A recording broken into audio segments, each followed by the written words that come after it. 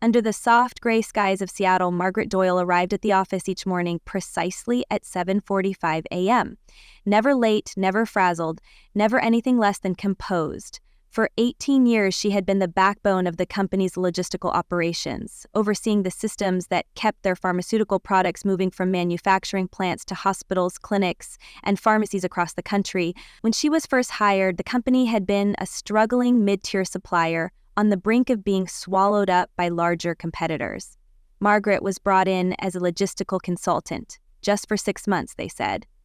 But 6 months became a year, and a year became a legacy.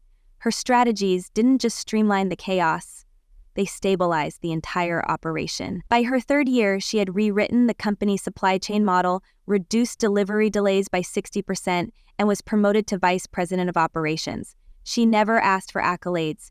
She didn't network or self-promote. She didn't play politics. She just delivered results quietly, consistently, and with surgical precision. Margaret had a presence about her. She didn't raise her voice to command a room. People just naturally listened when she spoke. Her wardrobe was simple, clean-cut, her manner always respectful but firm. Younger employees sometimes mistook her calm for coldness, but the veterans knew better. She remembered names, birthdays, and made sure the night shift had hot coffee. She could walk the warehouse floor and point out inefficiencies no algorithm would catch. She had built strong relationships with every major vendor, personally negotiated contracts, and managed to hold the line on costs during inflation spikes. When the pandemic hit, while other departments panicked, Margaret restructured shipping routes overnight to compensate for border delays. Her system saved the company millions. Yet she never used the word I. It was always we, even when the success was hers alone. But in the last year, the air had shifted. The long-serving CEO had retired, replaced by a much younger executive from San Francisco with a dazzling resume, a perfect haircut, and a fondness for buzzwords like agility, synergy, and brand vitality. At first, Margaret gave him the benefit of the doubt. I started at the company when I was 30, just a few months after my second miscarriage and 3 weeks before my husband left me. I had nothing to lose and too much to prove. It was a modest position back then, logistics analyst, buried deep in the supply chain department of a pharmaceutical firm no one had ever heard of outside Washington state. The company was a mess, orders delayed, vendors frustrated, margins evaporating. I didn't complain. I fixed things, quietly, efficiently. Day by day, system by system, I turned chaos into clarity. By the end of the first year, I was leading the team. By year 5, I was building a nationwide distribution model that rivaled what Fortune 500s were using. I never asked for a title or a bonus. I asked for clean data, a solid team, and the space to do what I did best: solve problems. I wasn't flashy, never was.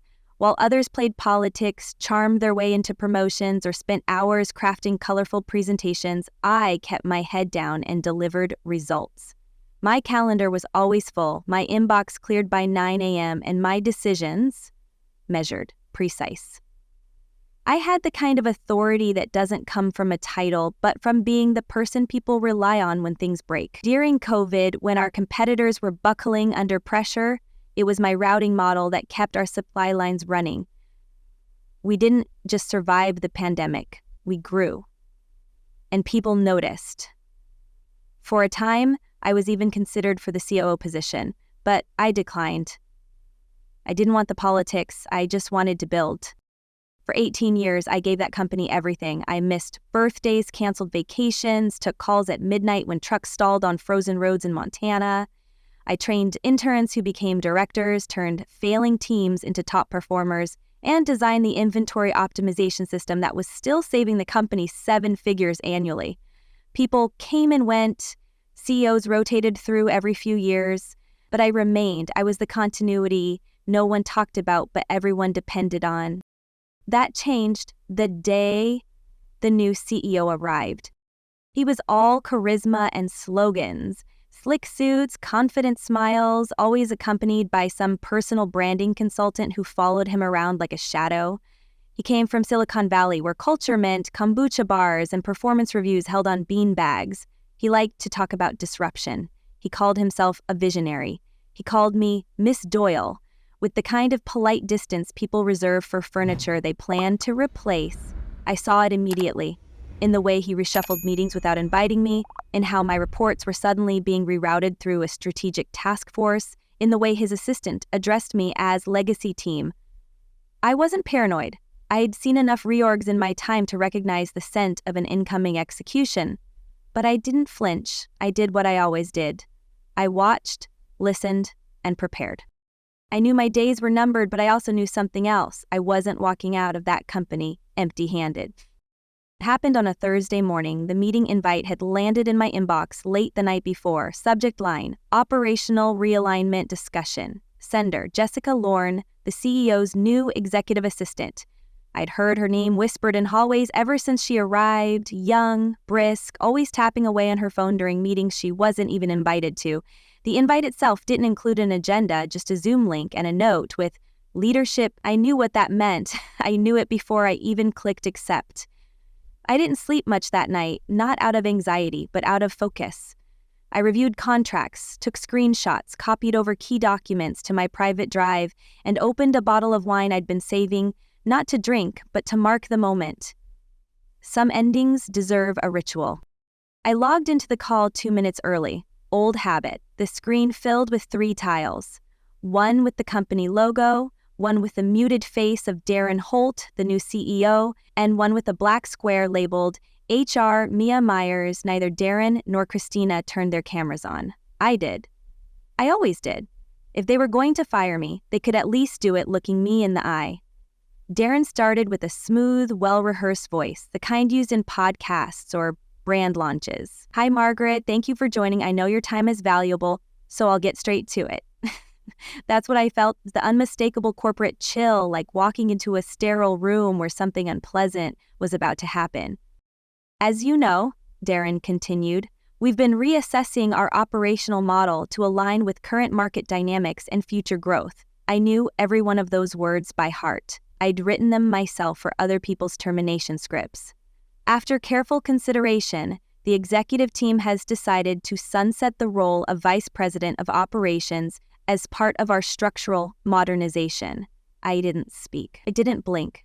I let him say it all, every empty, euphemistic sentence. Christina from HR unmuted only once to mention severance terms that were being processed and that I'd be expected to return company equipment by the end of the week.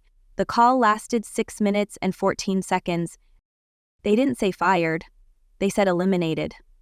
They didn't thank me for 18 years of loyalty, sacrifice, and strategic contribution. They thanked me for my time. Darren ended with, "We wish you the best in your future endeavors." I almost laughed. Future endeavors? I had built the infrastructure that was still keeping their distribution costs below industry average. I had outlasted 3 CEOs, 2 acquisitions, and an entire pandemic. I didn't even get a gold watch, just a Zoom call and a PDF with offboarding instructions. I said nothing until he asked, "Do you have any questions?" That's when I smiled, just slightly, politely. "Only one," I said. "Did you consult legal before this meeting?" There was a pause, then the tiniest flicker in his voice. "Of course, everything has been cleared." I nodded and ended the call without saying goodbye. What Darren didn't know was that I wasn't alone on that call. A second Zoom session had been running on my laptop, audio only, muted and minimized. 2 of my lawyers had been listening the entire time. One of them, Francis, had clerked for a federal judge. The other, Tom, had spent 10 years specializing in employment contract enforcement. We had reviewed my executive agreement months ago, after I'd noticed the first signs of my exclusion. That contract included a retention clause, a performance-like bonus agreement, and a non-cancellation clause without documented cause, none of which had been honored. The company was banking on the hope that I'd go quietly. They had miscalculated. I leaned back in my chair, cracked my knuckles, and opened a new document. It was titled Phase 2. I had outlined it weeks before, assuming this exact moment would come. I never liked gambling, but I always liked planning. I wasn't going to cry, I wasn't going to beg, I was going to execute. starting with a formal demand letter for breach of contract and followed swiftly by a notice of intent to litigate if the agreed terms weren't fulfilled. And that was just the legal side. What they didn't realize is that they hadn't just let go of a title. They'd removed the person who held the relationships, the systems, the operational memory. Logistics isn't just about trucks and spreadsheets. It's about leverage. I knew which vendor had quietly extended credit terms during our 2017 cash flow crunch. I knew which delivery hubs needed manual override during storms and which clients required personal calls when a shipment was delayed. I was the connective tissue, and now they'd cut me out thinking the structure would still hold. It wouldn't, not for long. By noon that day, I had already drafted and sent the first email to the company's legal counsel. Professionally worded, legally bulletproof, and cold as ice. By 3 p.m., I received confirmation of receipt. I wasn't looking for revenge. I was reclaiming what was mine, on my terms. That Zoom call didn't end my career. It activated the part of me they had underestimated the most, the strategist. And I had just begun to move my pieces across the board. I didn't spend the weekend sulking, I spent it working. That Friday night, while most people in my position would have been drinking wine and rage texting old colleagues, I was sorting files, color-coding folders, and finalizing a timeline I'd started months earlier, when the exclusion had begun. It's funny, in a way. I never considered myself paranoid. I wasn't someone who looked over my shoulder or assumed the worst, but I knew how to read patterns. When meetings moved without notice, when I was left off planning threads, when a junior staffer from marketing corrected me in front of the CEO and no one said a word. I didn't need a crystal ball. I needed only logic. So I prepared, quietly, thoroughly, not because I wanted a war, but because I wasn't going to be caught off guard. The first step had been consulting legal, not just employment attorneys, but ones who understood corporate structure, intellectual property, and contract enforcement. We'd reviewed my employment agreement, clause by clause. I had negotiated that contract myself 8 years ago, back when the company still respected my input, and had included language that protected me in the event of organizational shifts. I wasn't just an at-will employee, I was covered by a severance structure tied to specific benchmarks, and I had documented proof that all those benchmarks were met. Darren and his team had either overlooked that detail or assumed I wouldn't challenge them. Both were mistakes, bigger ones than they could imagine. But legal protections were only the surface. The real preparation had started when I began quietly copying over architecture maps, operations protocols, vendor agreements, everything I had personally designed, implemented, or improved. Most of these systems were custom-built or layered over off-the-shelf software I had retrofitted to meet our specific challenges. The documentation of those modifications was something only I possessed, not out of spite or secrecy, but because no one ever asked for it, and when they finally would, it would be too late. I never stored these documents on company servers, not after I'd seen how fast they'd locked out others during previous restructurings. I kept everything on encrypted drives, backed up and timestamped. Then there was the question of relationships. That was the part I knew they'd undervalued. Darren had been in his role for just under a year, and he treated every human connection like an asset class. To him, partnerships could be transferred, loyalty could be assumed, and institutional knowledge could be trained into a 28-year-old with a 6-week onboarding program. What he didn't understand, what none of them did, is that operational trust isn't something you inherit. It's something you build over years, through quiet phone calls at 3 a.m. when snowstorms shut down a highway and you need a favor, through knowing which client can tolerate a delay and which one will blacklist you for a missing pallet, through not just knowing people's names, but remembering the name of their dog. I had built that trust, I had earned it, and I knew exactly who would follow me if I gave them the option. I spent that weekend finalizing Phase 2, the structure of my new venture, a lean, logistics-focused consulting and distribution company. Initially small, but targeted. I wasn't going to replicate what they had. I was going to offer what they couldn't. Flexibility, efficiency, and above all, experience. I already had a name picked, Harborline Logistics. I secured the domain, registered the LLC in Washington State, and confirmed office space through a shared workspace provider I'd used for side consulting years ago. Within 48 hours, I had the legal entity, the brand, and the infrastructure skeleton mapped out. All I needed now were people and clients. That part required delicacy. I wasn't going to poach. I wasn't going to beg. I didn't need to. On Monday, I scheduled a few casual coffee meetings with former colleagues, people I'd mentored, people who had called me the spine of this place more than once in private. I didn't make any offers. I simply told them the truth, that I was launching something new, that I wasn't bitter, and that I believed there was a better way to do what we all knew how to do. Most of them didn't even let me finish the pitch before they said they were in. Others asked for a day or two to think. Only one said no, and even then, I could hear the regret in her voice. She just wasn't ready to make a move. Yet, by Wednesday, I had 5 confirmed team members, 3 operations leads, 1 client relations manager, and 1 data engineer who had helped me design the predictive delivery model that reduced our old company's late shipments by 38% to 38%. Each of them brought not just skills, but access, contacts, clients, quiet whispers of discontent from the other side of the corporate wall. One client, an East Coast hospital network, reached out directly to me after hearing I'd left. Their message was short. We don't want to work with your replacement. When you're ready, call us. I didn't gloat. I didn't announce anything on LinkedIn. I moved in silence. But every piece that clicked into place felt like affirmation. Not that they had made a mistake, but that I had never belonged in their new world to begin with. I wasn't a liability to be eliminated. I was a foundation they didn't know they stood on, and they had just kicked it out from under themselves. That Friday, 1 week after the Zoom call, I signed the lease for Harborline's first satellite office, a modest sunlit corner space in a converted warehouse in the industrial district. It had exposed beams, concrete floors, and more echoes than I liked, but it was mine, and it was the beginning. I stood there for a moment, letting the silence settle, and thought back to Darren's voice. We're restructuring. Yes, I thought. So am I. By the time my severance agreement arrived in my inbox, I already had a draft of the lawsuit ready. The package was as bland and clinical as the Zoom call had been. No acknowledgement of my contributions, no language of appreciation. Just a sterile PDF with calculated numbers that didn't match the contract I signed 8 years ago. They'd lowballed the payout, conveniently ignored the retention bonus clause, and omitted the IP protections that I had insisted on. Sloppy work, rushed, and arrogant.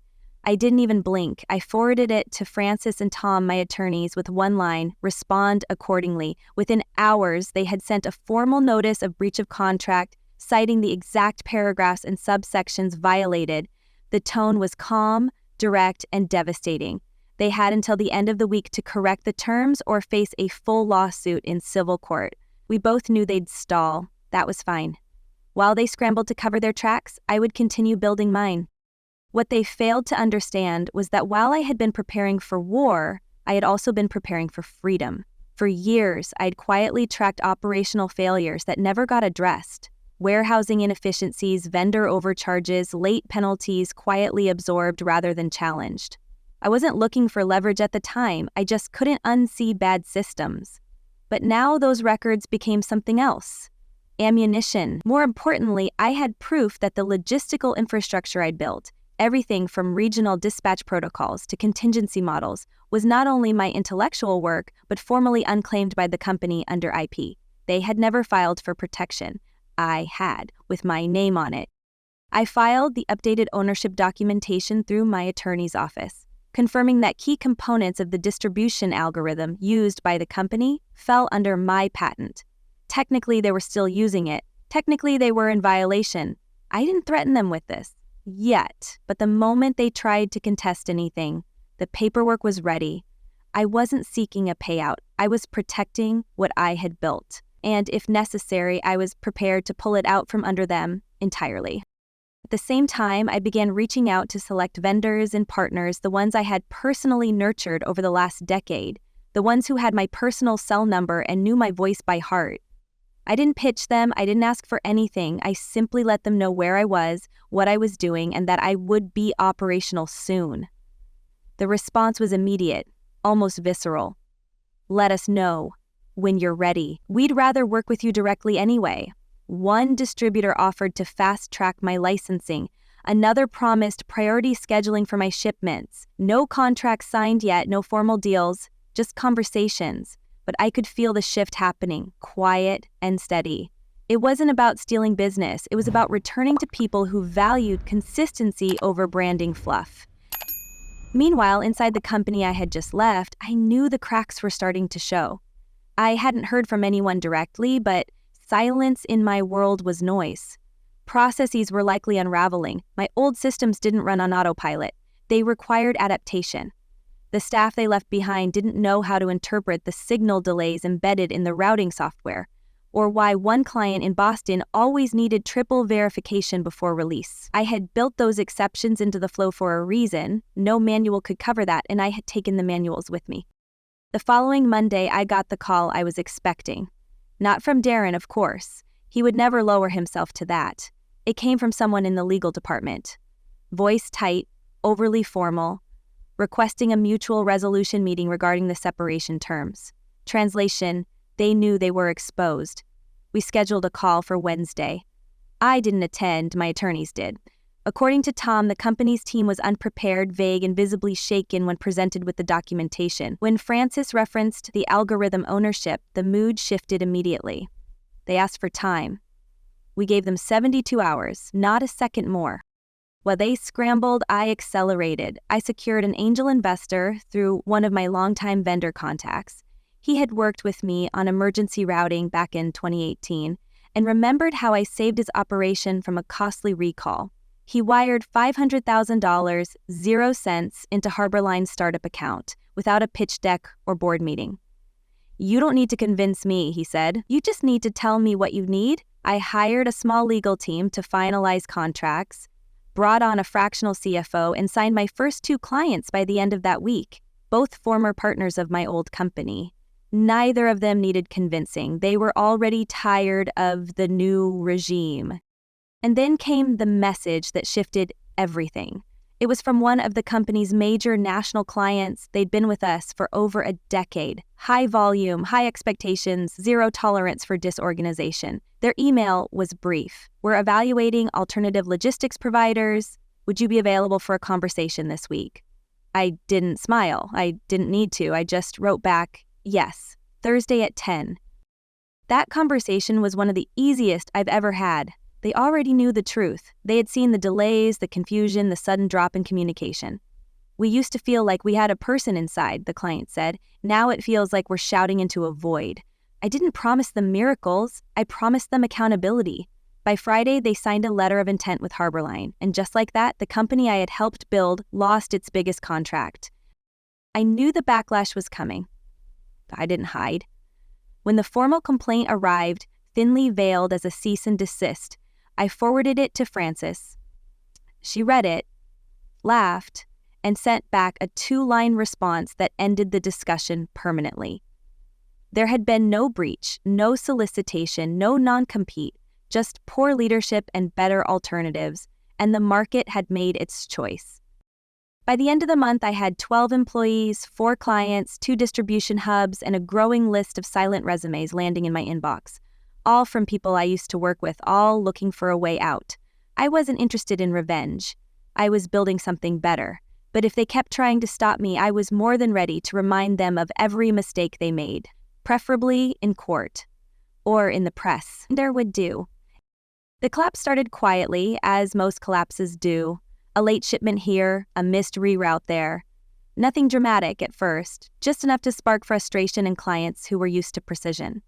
Within 2 weeks of my departure, they had already missed 3 critical deliveries for a hospital chain in Oregon.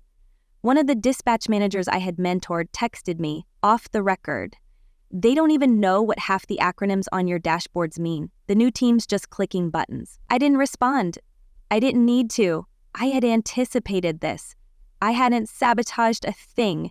There was no need. My absence alone was enough to expose how fragile the structure really was, without the systems I'd built, and more importantly, without the judgment I'd brought to them. Logistics is not about software, it's about decisions.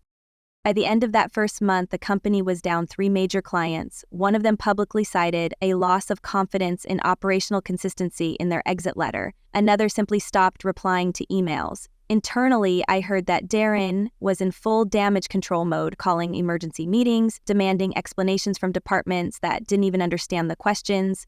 He replaced 2 team leads within days, brought in a consulting firm to audit workflow efficiency, and started rewriting internal protocols. It was like watching someone try to rewire a plane mid-flight. I didn't smile, I didn't celebrate, but I did keep building. Harborline wasn't just growing, it was accelerating. With every client I onboarded, I took care to over-deliver. I knew the real game wasn't in contracts, it was in reputation. Clients weren't just signing with me because of loyalty, they were staying because they saw results. Our turnaround times were faster, our communication cleaner, our flexibility unmatched. We weren't bloated, we were agile.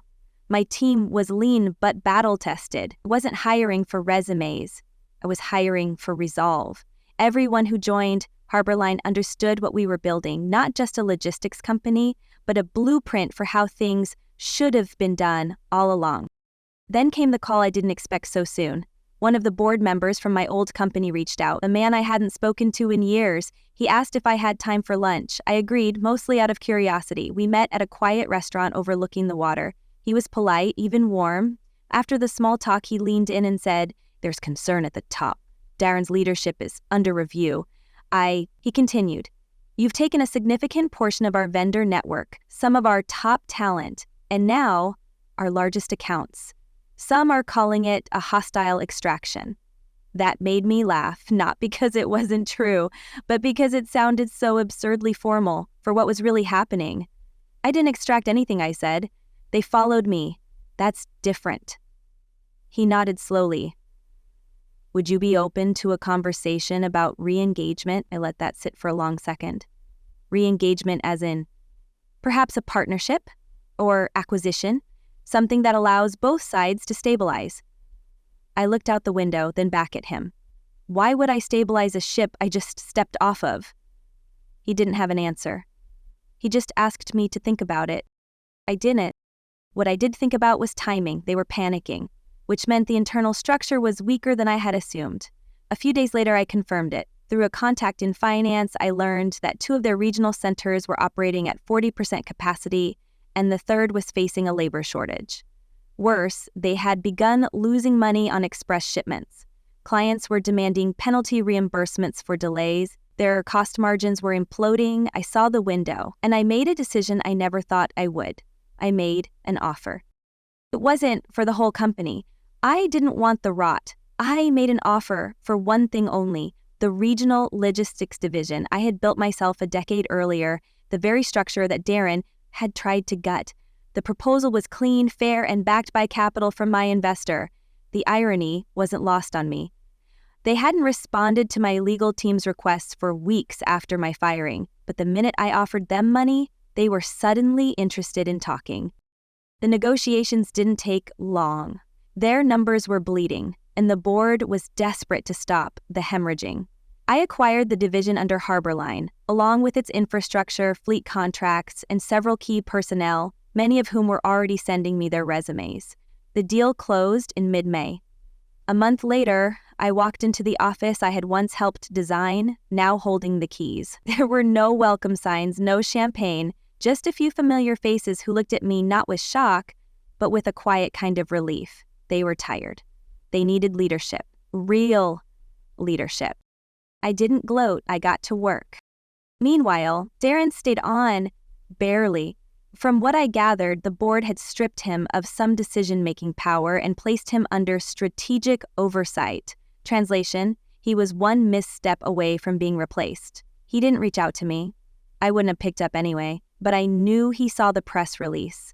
Harborline acquires regional logistics arm in strategic expansion. That headline wasn't written to gloat. It was written to make a point. I wasn't coming back, I was building forward. Over the next several weeks, the new division integrated into Harborline seamlessly. With the legacy systems now under my control again, we expanded our capacity by 60%, cut delivery failures in half, and gained access to national freight routes that would have taken me years to negotiate independently. Clients noticed. The press noticed. Even former colleagues who had stayed behind began reaching out, not just for jobs, but with apologies, with stories, with truth. One wrote, "We all knew it wasn't right what they did. We just didn't think you'd survive it. But now, it looks like you won." But I didn't feel like I'd won. Not yet. What I felt was control. Quiet, deliberate control. And when you've had something stolen from you, respect, identity, value, sometimes that's more powerful than revenge. The funny thing is, I never set out to take anything back. I just refused to let them take me down. And now, piece by piece, they were losing everything they thought they owned, including their illusion of power. And I hadn't even started the press interviews yet. I hadn't planned on going public. It wasn't my style. But after the acquisition closed and Harborline began gaining serious traction, a journalist from a business magazine reached out. She'd heard whispers about the sudden leadership shift, the client exodus, and of course the woman who had quietly built a rival operation and then bought back the bones of her own former department. At first, I ignored the request. I didn't need publicity. I had what I needed: clients, capital, and control. But then she emailed again, this time with a simple line. "I think people would want to know how you did it, without shouting, without lawsuits, without scandal." That made me pause, because she was right. Everyone hears about flameouts and messy exits. No one hears about the clean, strategic ones, the kind that cut deeper, precisely because they don't leave blood on the floor. I agreed to the interview under one condition: no names, no drama, no embellishment, just the truth. We met in my new office, sunlit and quiet, nothing like the glass tower I used to work in. She was sharp, respectful, and most importantly, she listened. I told her the story, not with bitterness, not with blame, but with precision. I laid out what happened, how I had sensed the shift, how I'd prepared, how I'd left with dignity and then built something better. I didn't paint myself as a victim. I didn't even talk about Darren. I talked about systems, about leadership, about what happens when organizations confuse visibility with value. She asked me what I thought when I was let go. I told her the truth. I thought, "You just made the most expensive mistake of your career." She smiled at that. The article ran a week later. The headline was "Clean But Cutting: The Woman Who Quietly Took Everything With Her." Subhead: How a Former Executive Turned Her Firing into the Foundation for a Logistics Empire. I hadn't realized how many people would read it. I hadn't realized how many of them needed to. My inbox flooded. Some messages were from strangers, young women in corporate roles, veterans who had been pushed out by younger, flashier faces, people who felt like the world had decided they were obsolete before they were even done. They thanked me. They said it gave them hope. But other messages came from familiar addresses: former coworkers, former board members, even clients who had once doubted my value. One simply said, "Now I understand." Internally, the fallout at my old company was swift. The board opened a formal review into Darren's performance. Rumors swirled that he had mishandled not just my exit, but several vendor transitions that resulted in legal risk. The consulting firm he brought in to modernize operations had backed out of their contract after discovering how fractured the internal systems were. A former employee forwarded me a screenshot of an all-hands memo Darren sent out trying to rally morale. It was filled with generic phrases: strategic realignment, temporary instability, a new chapter. No one was buying it. Leadership was crumbling and everyone could feel it. What they didn't know, and what I never planned to tell them, was that I had already made my final move. A confidential partnership agreement with a national healthcare distributor was finalized the same week the article dropped. The deal would triple Harborline's monthly volume and give us exclusive routes across 3 states. I had leveraged every connection I'd earned over the past 2 decades to make it happen, not out of vengeance, but out of vision. I wanted to build something that wouldn't just survive, it would redefine the space I once held together behind the scenes. Darren's departure was as quiet as his arrival was loud. No announcement, no farewell, just a vague message from the board about a mutual decision to pursue new opportunities. The industry, of course, knew better. You don't lose half your client base, your top talent, and your internal infrastructure without someone being held accountable. I heard he landed a role at a startup on the East Coast, something branding. I didn't care. He'd become irrelevant to my story the moment he said we've decided to go in a different direction. A month later, Harborline moved into a new facility, 3 times the size of our original space. I stood on the mezzanine overlooking the floor as crates were loaded, scanned, routed. It ran like clockwork, not because of the tech, but because of the people. My people. Some had followed me from the old company, others were new, but all of them understood what we were building. A company where competence outweighed optics, where execution mattered more than ego. I got a call from the journalist again. She wanted to do a follow-up. I declined, not because I was finished telling the story, but because the story was no longer about the fall. It was about what came after. About rebuilding, not reacting. About creating something so solid, so undeniable, that it didn't need to scream for recognition. It just stood on its own. That weekend, I received a card in the mail. No return address, just my name. Inside was a single sentence. You were never the problem, you were the structure. I didn't know who sent it. I didn't need to. I kept it in my desk drawer, right next to the original termination letter, now folded and barely legible from all the times I'd handled it. Not out of spite, but as a reminder. Not of what I lost, but of what I had the strength to walk away from. They thought I was finished. They thought I'd disappear, but I had been building the whole time. And now, they weren't just watching me rise, they were standing in the ruins of what they tried to replace me with. A year after that Zoom call, I stood on the balcony of my new home, coffee in hand, watching the harbor below come to life. The delivery trucks looked like toys from this height, moving with purpose, their paths precise and unbroken. I designed that route system myself, rebuilt it under Harborline's flag, optimized it with a team that believed in clarity over clout. The view was quiet, but not still. Everything was in motion, just as it should be. I had no board to answer to, no CEO breathing down my neck, no HR department drafting polite terminations behind closed doors. What I had was control, not over people, but over my time, my work, my direction, and that was worth more than any corner office. Harborline had grown into something far beyond what I first imagined in those sleepless nights. We operated in 7 states now, had over 60 employees, and a client retention rate that rivaled the largest firms in the industry. We weren't flashy, we didn't chase headlines, but word traveled. We were the team that delivered. When others failed, we showed up. On time, without drama, without excuses. That kind of reliability became our signature. It also became our moat. Clients didn't just hire us, they stayed with us. And not because of loyalty to me, but because we had earned their trust, the way I had always believed trust should be earned, through action. Sometimes people ask me if I ever think about the way I left, if I feel vindicated, if I ever wanted to rub it in. The truth is, I don't think about them much at all. Darren's name hasn't crossed my mind in months. I don't know what happened to most of the people who stayed behind, and I don't need to. What we had wasn't a war.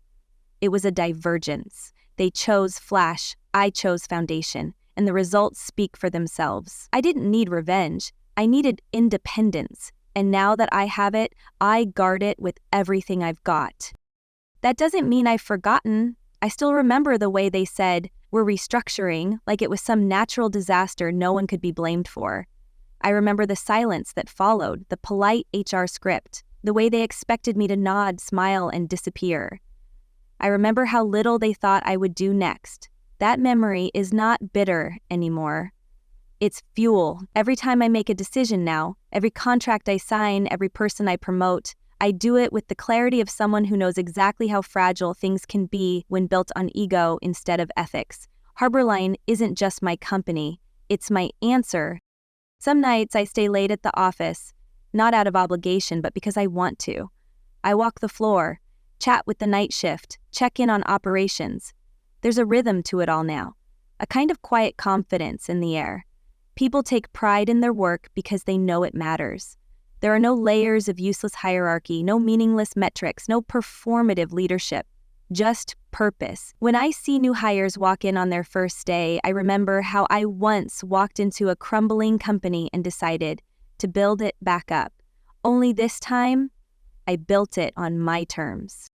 Before I leave each evening, I pass a frame print in the hallway. Nothing flashy, just white text on a dark gray background. It says, "They thought I was loyal. I was, just not stupid." I didn't hang it there. One of my employees did after reading the article that first put us on the map. I kept it because it was true. I was loyal for 18 years. I gave everything, and when they treated that as expendable, I didn't break. I didn't scream. I didn't threaten. I built something better. Now, when I look out at the harbor, I don't think about what they took. I think about what I took back and what I'll never give up again.